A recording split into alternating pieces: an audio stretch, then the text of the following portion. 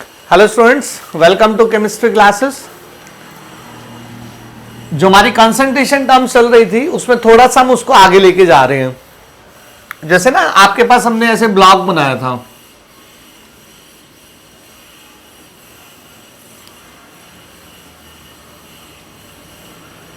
M2 right, then M1 M, V2 V1 V। अब आपको थोड़े से रिलेशंस डेवलप करने का देखना है, ठीक है। दो तीन अच्छे इंपॉर्टेंट रिलेशनशिप्स और जो आपको बहुत इजी वे में लगेंगे इससे, ठीक है। जैसे ये हमारे पास मास था, ये हमारे पास वॉल्यूम था, राइट। अब इसमें जो मास है ये हमारे पास था मास ऑफ सोल्यूट 2 जो था, 1 वाज मास ऑफ सॉल्वेंट, और दोनों को कंबाइन कर दो तो मास ऑफ सॉल्यूशन, राइट। उसको आप m is equal to M1 plus M2 भी लिख सकते हो, यहां पर प्लस हमने जैसे ये किया था V2 प्लस V1 आप कर सकते हो, ठीक है। ये आपकी इक्वलिटी थी ऐसे। फिर आपको मेन ये वाला यूज होता है, density is equal to mass per unit volume, mass per unit volume, ठीक है। तो मास डेंसिटी इंटू वॉल्यूम हो जाता है आपका। वॉल्यूम से मास निकालना तो डेंसिटी इंटू वॉल्यूम, ठीक है। मास से वॉल्यूम निकालना तो volume is mass by density. आपको ऐसे ऑपरेट करना है, ये आपका ऑपरेट हो चुका होता है। अब इसके अंदर आपको साथ में जैसे सॉल्यूट का मोलर मास देखना है तो उसको कैपिटल M2 लिख देते हैं, ये उसका मोलर मास है, राइट। अगर यहां से आपको नंबर ऑफ मोल्स देखने हो तो आप ऐसे कर लेते हो M2 बाय M2। ये आपकी एक फॉर्मेटिंग बनी रहती है हमेशा सॉल्यूशन के लिए, इससे आप जो मर्जी कर सकते हो, ठीक है। तो इसी तरह से M1 यहां पर आपको number of moles of solvent निकालना है तो N1 is equal to M1 by capital M1। इसका जो M1 है वो आपका मोलर मास हो जाता है, मोलर मास ऑफ सॉल्वेंट। मान लो वाटर है तो जैसे 18 हो गया, तो ये नंबर ऑफ मोल्स ऑफ आपके सॉल्वेंट हो गए। ये आपका सॉल्यूशन का एक आपके पास कंप्लीट प्रेजेंटेशन होता है। वैसे आप इनको कन्वर्ट करना चाहो तो डेंसिटी से कर सकते हो, इनको करना चाहो तो डेंसिटी से। वाटर के लिए जनरली आप ऐसे ध्यान रख लेते हो M1 V1, M1 is equal to V1, मतलब 100 ग्राम जो है वो आपका 100 ml के बराबर होता है, राइट। तो ये आपके पास एक फॉर्मेटिंग रहती है, इससे आप कोई भी अपना रिलेशन बिल्ड कर सकते हो। जैसे आपके पास एक इंपॉर्टेंट रिलेशन होता है mole fraction, right, and molality में। ये आपको ऑब्जेक्टिव है, काफी सारे क्वेश्चंस में काम आएगा, इंपॉर्टेंट रिलेशन होता है, ठीक है। तो you have to develop a relation between mole fraction and molality, ठीक है। तो मोल फ्रैक्शन को हम ऐसे लिखते हैं X2 is equal to N2 by N2 plus N1, right. अब मोल फ्रैक्शन मान लो ये X2 है तो इसका हम ऐसे लिख सकते हैं मोल fraction of solute, mole fraction of solute. अगर आपको सॉल्वेंट का लिखना है तो आप लिख सकते हैं N1 bye N1 plus N2। तो अब आपने लिख दिया mole fraction of solute is what, N2 by N2 plus N1। अब इसको आप ये देखो, N2 जो हमारे पास है, अभी अगर आपके पास N1 जैसे है, ठीक है, तो N1 हमारे पास ये है, ठीक है। तो मोल फ्रैक्शन और हम मोलैलिटी में डिपेंड रिलेशन डेवलप करने चाहते हैं। जो मोलैलिटी होता है इसको हम ऐसे डिफाइन करते हैं, number of moles N2 of solute in 1000 grams of solvent, इसको हम ऐसे डिफाइन करते हैं। वो आप जानते हो, आपको मेन 2-3 टर्म सही होती है, mole fraction, molality, molarity, normality, ये 4 आपकी सबसे ज्यादा यूज होती है, ठीक है। तो number of moles of solute in 1000 gram of solvent, मतलब आपका जो सॉल्वेंट का मास है ये वाला वो 1000 ग्राम हो जाए, और उसमें number of moles of solute आपको चेक करने हैं तो उसको मोलैलिटी कहते हैं, ठीक है। अब अगर हमारे पास 1000 ग्राम जो सॉल्वेंट है तो हमारे पास जो N1 है यहां से वो ऐसे हो जाएगा 1000 बाय मोलर मास। मान लो वो वाटर है तो हम इसको 18 कर सकते हैं, कोई और है तो और लिख लो आप, ठीक है। जैसे वाटर के नंबर ऑफ मोल्स आपके 55.55 होते हैं 1000 ग्राम में, ठीक है। तो हमने क्या किया, M1 ये कर दिया मोलर मास ऑफ सॉल्वेंट, ठीक है। तो अब जो हमारा N2 है इस समय जब 1000 ग्राम हो, इसको हम मोलैलिटी लिख लेते हैं, molality is equal to M, molality. तो यहां पर हमने रिप्लेस कर दिया वर्ड मोलैलिटी, मोलैलिटी, यहां पर हमने रिप्लेस कर दिया 1000 बाय M1, राइट। तो ये हमारा एक रिलेशन बन जाता है मोलैलिटी, ठीक है, and mole fraction of solute के अंदर, ठीक है। तो हमने क्या किया, नंबर ऑफ मोल्स की जगह रख दिया मोलैलिटी, जब हमारे सॉल्वेंट का मास कितना हो जाता है 1000 ग्राम, ठीक है। जैसे वाटर के केस में ये आप डालना चाहते हो तो 18 डाल दो, कोई और सॉल्वेंट हो तो और सॉल्वेंट डाल दो, ठीक है। अब इसको ना नीचे की साइड पे हम निगलेक्ट भी कर सकते हो, अगर डाइल्यूट सॉल्यूशन है तो ये नीचे की साइड के N2 निगलेक्ट हो जाते हैं, otherwise there is a relation, ठीक है। तो जैसे मान लो मैं इसको N2 को निगलेक्ट कर दूं तो आप ऐसे लिख सकते हो X2 is equal to M by water के केस में 55.5। अगर आपको मोल फ्रैक्शन दिया हुआ है तो मोल फ्रैक्शन को 55.5 से मल्टीप्लाई करो, अदरवाइज या नीचे में M रख सकते हो, डाइल्यूट सॉल्यूशन के लिए इसको हम निगलेक्ट कर सकते हैं। तो molality is equal to 55.5 into X2, या X2 इज M बाय 55। तो if you are given with molality water के केस में इसको 55.55 से डिवाइड कर दे तो ये हमारा मोल फ्रैक्शन ऑफ सॉल्यूट बन जाता है, ठीक है। Vice versa mole fraction of solute आपको पता है तो मोलैलिटी क्या हो जाएगी, मोल फ्रैक्शन ऑफ सॉल्यूट इनटू 55.55। ये हम सॉल्व कर सकते हैं ऐसे, ठीक है। तो होपफुली आपको अच्छे से समझ में आ गया होगा। तो this is the relation between molality and mole fraction when you keep amount of water या solvent is equal to what 1000 gram, then the number of moles of solute is defined as the molality। हमने उसको molality में रख दिया तो एक इसके बीच में रिलेशनशिप बिल्ड हो गया, ठीक है। ऐसे ही हमारे को मोलैलिटी और मोलारिटी में इंटर कन्वर्जन का एक देखना होता है, वहां एक डेंसिटी का भी इंपॉर्टेंट रिलेशनशिप होता है, ठीक है। अब आपने देखना एक आपको मोलारिटी एंड मोलैलिटी इसके बीच में एक रिलेशनशिप बिल्ड करना होता है आपको, ठीक है। अब जो मोलैरिटी होती है इसको हम ऐसे रीड करते हैं, number of moles of solute in how much 1000 ml of solution, इसको ये डिफाइन करते हैं, राइट। और मोलैलिटी हमारी क्या होती है, number of moles of solute, आप उसको ऐसे रख सकते हो इन 1000 gram of solvent, grams of solvent, right. अब मान लो मैं मोलैरिटी लिखता हूं, मोलैरिटी, ठीक है। तो molarity is molarity is number of moles of solute into 1000 by VmL, उसको हम ऐसे लिख सकते हैं, राइट, ठीक है। तो अब number of moles of solute को हमने ऐसे रख लिया, number of moles of solute, ठीक है, इनटू 1000 बाय VmL। इसको आप चाहो तो M2 बाय M2 भी कर सकते हो। अब हमारे पास है वॉल्यूम ऑफ सॉल्यूशन, ठीक है, हमारे पास क्या है, वॉल्यूम ऑफ सॉल्यूशन, ठीक है।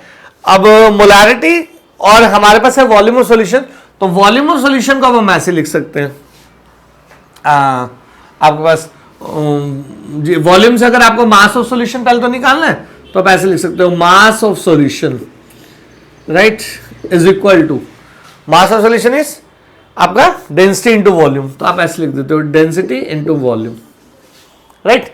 तो अब हमारे पास हो क्या, mass of solution is equal to density into volume. अब वहां से अगर आपको मास ऑफ सॉल्वेंट निकालना है, आपको मास ऑफ सॉल्वेंट, ठीक है, तो मास ऑफ सॉल्वेंट आप ऐसे क्या करते हो, इसमें डेंसिटी इनटू वॉल्यूम, राइट, और माइनस आप क्या कर देते हो, डेंसिटी इनटू वॉल्यूम माइनस आप कर देते हो M2, ठीक है। तो अब ये हमारे पास आ जाता है M1 या मास ऑफ सॉल्वेंट। एक तो ये आपने ऐसे रिलेशनशिप देख लेना है, ठीक है। तो mass of solution is density into volume, mass of solvent is density into volume, मतलब mass of solution minus mass of solute is mass of solvent. तो हमारा फॉर्मूला बन गया मास ऑफ सॉल्वेंट के लिए वॉल्यूम ऑफ सॉल्यूशन की terms में dV minus M2, ठीक है। इधर से हमारे जो number of moles of solute है वो ऐसे होते हैं M2 बाय M2, राइट। तो वहां से अगर आपको M2 देखना है, मास ऑफ सॉल्यूट देखना है, तो उसको ऐसे भी लिख सकते हैं N2 इंटू M2, मतलब ये आपको हर तरह का रिलेशनशिप आनी चाहिए। तो मास ऑफ सॉल्यूट आपका ये हो जाता है, ठीक है। अब जो वॉल्यूम ऑफ सॉल्यूशन है इसको हम ऐसे लिख सकते हैं, मोलैलिटी आपको लिखनी है तो आप ऐसे लिख सकते हो N2 इंटू 1000, ठीक है, बाय आपका पास मास ऑफ सॉल्वेंट अगर आपको लिखना है तो आप ऐसे लिख सकते हो dV माइनस व्हाट M2, ठीक है। तो अब इसको क्या कर सकते हो, आप डिवाइड कर सकते हो दोनों को। तो मतलब एक बार आपने मोलैरिटी लिख लिया, एक बार आपने मोलैलिटी लिख लिया, जैसे ये है आपके पास मोलैलिटी, तो molarity is number of moles of solute into 1000 by volume of solution, ठीक है। और हमने फिर क्या कर दिया, मोलैरिटी को लिख दिया is equal to number of moles of solute into 1000 by mass of solvent. Mass of solvent को हम लिख सकते हैं dV माइनस M2, या आप यहां पर भी लिख सकते हो वॉल्यूम ऑफ सॉल्यूशन को। अब वॉल्यूम ऑफ सॉल्यूशन को आपने मास में लिख दिया, वो आपकी मर्जी है जैसे भी, ठीक है। तो यहां पर ये m1 है, मतलब is equal to m1, right, m1। अब इसको हम डिवाइड करें अगर, ठीक है, तो जैसे मैं इसको 1 लिख लेता हूं, मर्जी आपकी, वैसे 1 2 ऐसे लिख देता हूं, ठीक है, तो 1 डिवाइडेड बाई 2 कर दो या 2 डिवाइडेड बाई 1 कर दो आप, तो ये हो गया आपके पास m by m is equal to, ठीक है, आपके पास ये डिवीजन में हो गया दिस बाय दिस, इसको डिवाइड करने से n2 कैंसिल हो गया आपके पास, ठीक है, 1000 आपका कैंसिल हो गया, ठीक है, तो आपका रिलेशन क्या हो गया, dv minus m2 by vml, right, ठीक है, तो dv minus m2 by vml। अगर हमारा सॉल्यूशन डाइल्यूट होता है, ठीक है, तो हम जो ये है ना m2 को हम निग्लेक्ट कर सकते हैं अगर सॉल्यूशन हमारा डाइल्यूट है तो, ठीक है, इधर से v जो है हमारे वो कैंसिल हो जाता है, वॉल्यूम कैंसिल हो गया, तो ये हमारे पास अप्रॉक्स इसमें ऐसे बन जाता है m by m is equal to d, ऐसे, ठीक है। अगर मोलैलिटी से आप मोलैरिटी या मोलैरिटी से मोलैलिटी निकालना चाहते हो तो इस फॉर्मूले से निकाल भी सकते हो आप, ठीक है। इधर से एक इंपॉर्टेंट चीज इसमें बनती है m by m is equal to like आपका d बन जाता है, या मोलैरिटी बाय मोलैलिटी करना है तो 1 बाय d कर लो आप, ठीक है। अब हमारे पास अगर डेंसिटी 1 होती है, डेंसिटी इज इक्वल टू 1, तो उस केस में मोलैरिटी जो होती है मोलैलिटी से बराबर होती है। ये एक बड़ा इंपॉर्टेंट आपको ऑब्जेक्टिव में क्वेश्चन मिलेगा, ठीक है। तो आपने मोलैरिटी लिख लिया, मोलैलिटी लिख लिया, दोनों का डिवीजन कर दिया, रेशो ले लिया, m बाय m लिख लो, चाहे कैपिटल M बाय m लिख लो, m2 डाइल्यूट सॉल्यूशन के लिए नेग्लिजिबल होता है, v कैंसिल हो गया, आपका d आ गया, या मोलैरिटी बाय मोलैलिटी करते हो तो d, ठीक है। अब अगर आपका d 1 से ज्यादा है तो आप देख सकते हो आपकी मोलैलिटी ज्यादा हो जाएगी मोलैरिटी से, ठीक है। तो ऐसे d ग्रेटर देन 1 तो molality is greater than molality, ठीक है। अगर d आपकी लेस देन 1 रहती है तो उस समय आपका molarity is greater than molality. तो ये इस तरह के आपके ऑब्जेक्टिव क्वेश्चन क्लिक हो जाते हैं। तो ये एक मोलैरिटी और मोलैलिटी में रिलेशनशिप था, आप खुद भी ऐसे खुद बिल्ड कर सकते हो अगर आपको ये ब्लॉक क्लियर है तो कोई भी रिलेशन। तो इससे आप मोलैरिटी में मोलैलिटी भी कन्वर्ट कर सकते हो। लाइक मोलैरिटी अगर आपको पता है तो that means you know the number of moles in A given volume. आप वॉल्यूम को मास ऑफ सॉल्वेंट में कन्वर्ट कर दो, मास ऑफ सॉल्वेंट लगा दो, वही नंबर ऑफ मोल्स यहां पर लगा दो तो आपकी मोलैलिटी आ गई। अगर आपको मोलैलिटी पता है तो मास ऑफ सॉल्वेंट में पता है आपको, ठीक है। तो मास ऑफ सॉल्वेंट को आप वॉल्यूम ऑफ सॉल्यूशन में बदल दो, सॉल्यूट का मास उसमें जोड़ दो, ठीक है, वो ऐसे हो जाता है आपके पास n2 इंटू m2, फिर जोड़ दिया तो आपके पास m आ गया। तो डेंसिटी से आप v में चले गए, फिर आपने v लगा दिया, number of moles as it is रहेंगे, तो आपकी क्या आ गई मोलैरिटी। तो मोलैरिटी से आप मोलैलिटी निकाल सकते हो, मोलैलिटी से क्या निकाल सकते हो मोलैरिटी। ध्यान से फिर देख लेना, molarity number of moles into 1000 by VmL है, ठीक है। मुझे इससे मोलैलिटी निकालनी है तो मोलैलिटी में नंबर ऑफ मोल्स तो वही रहेंगे इनटू 1000। मुझे वॉल्यूम को की जगह मास ऑफ सॉल्वेंट निकालना है तो वो dv माइनस m2 हो जाएगा, ठीक है। अगर मुझे मोलैरिटी दे रखी है तो नंबर ऑफ मोल्स तो मेरे वही है, अब मोलैरिटी निकालनी है तो मोलैरिटी में हमें क्या निकालना है वॉल्यूम ऑफ सॉल्यूशन, ठीक है। तो वॉल्यूम ऑफ सॉल्यूशन के लिए आप क्या करोगे, नंबर ऑफ मोल्स को मास में कन्वर्ट कर लोगे इस फॉर्मूले से। नंबर ऑफ मोल्स को मास से, मोलर मास से मल्टीप्लाई करो, सॉल्यूट के मास आ गया, फिर उसमें सॉल्वेंट का मास ऐड कर दो, टोटल मास ऑफ सॉल्यूशन आ गया। डेंसिटी रिलेशन से आप वॉल्यूम में आ गए तो वॉल्यूम यहां पर फीड कर दो, ठीक है। जैसे आप वॉल्यूम में फीड करना चाहते हो तो वो ऐसे हो जाएगा आपके पास n2 इंटू m2, ठीक है, ये हो गया मास of solute plus mass of solvent, ठीक है, इज इक्वल टू ये बन गया m, ठीक है। अब इससे वॉल्यूम निकालना तो वो मास बाय डेंसिटी हो जाता है, तो दिस बाय अगर आप डेंसिटी कर दो, यहां कर दो चाहे ऐसे कर दो, ठीक है। तो ये आपका क्या गया वॉल्यूम ऑफ सॉल्यूशन। तो जैसे आपने वॉल्यूम ऑफ सॉल्यूशन यहां पर फीड किया वो आपकी क्या बन गई मोलैरिटी। तो मोलैरिटी से मोलैलिटी, मोलैरिटी से मोलैलिटी, एक तो ये इंपॉर्टेंट इंटरकन्वर्जन आपने देख लेना है, और डेंसिटी से साथ में इनका रिलेशन देखना है। डेंसिटी 1 होती है तो दोनों बराबर है, डेंसिटी 1 से बड़ी है तो ये बड़ा हो गया मोलैलिटी, डेंसिटी 1 से छोटी है तो मोलैरिटी बड़ा हो गया। इन दोनों में एक रिलेशनशिप है, चाहे आप उल्टा कर लो, ठीक है। तो होपफुली आपको अच्छे से आ गया होगा, अदरवाइज आप इसको 1-2 बार लिख करके देखना, फिर प्रैक्टिस हो जाता है, ठीक है। कई बार पहली बार में देखने में नहीं रहता, ठीक है। ये तो आपके एक रिलेशंस हो जाते हैं, mole fraction, molality, molarity, density, ठीक है। एक लास्ट से जोड़ समझ करके फिर हम एक इक्वेशन पे आते हैं रिएक्शंस की। एक आप ये समझ लेना अच्छे से, आपको टेम्परेचर का फैक्टर, ये आपको ऑब्जेक्टिव में कई क्वेश्चंस में सॉल्यूशन के हेल्प करेगा सॉल्व करने में। टेम्परेचर वेरी इंपॉर्टेंट, ठीक है। अब जो टेम्परेचर है ना उसमें टेम्परेचर फैक्टर में आपको ये देखना है जो भी हमारे सॉल्यूशंस होते हैं, सॉल्यूशंस जिनमें मास ऑफ सॉल्वेंट, ठीक है, या सॉल्यूशन यूज होता है, ठीक है, तो मास ऑफ सॉल्यूशन या मास ऑफ सॉल्वेंट टेम्परेचर से इंडिपेंडेंट होता है, राइट। जो वॉल्यूम है वो टेम्परेचर पे डिपेंडेंट होता है। और कैसे डिपेंडेंट होता है? वॉल्यूम टेम्परेचर के डायरेक्टली प्रोपोर्शनल होता है। तो आप टेम्परेचर इंक्रीज करो तो वॉल्यूम इंक्रीज करेगा। अगर वॉल्यूम इंक्रीज करेगा तो वो कंसंट्रेशन टर्म जो भी आपकी number of moles per unit volume होगी वो क्या कर जाएगी आपकी डिक्रीज, कंसंट्रेशन टर्म, क्योंकि वॉल्यूम नीचे है, ठीक है, तो कंसंट्रेशन वो वाली लोअर हो जाएगी आपकी, ठीक है।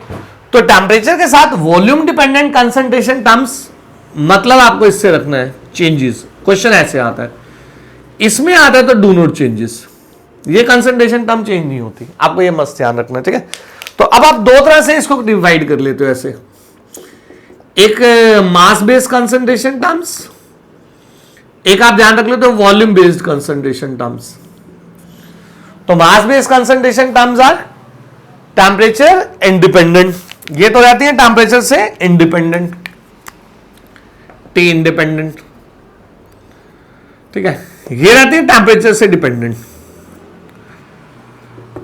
ठीक है। अब ये जो टेम्परेचर से इंडिपेंडेंट रहती है मास बेस्ड, वो ऐसे होती है percentage mass by mass, percentage volume by mass, percentage mass by volume, percentage volume by volume.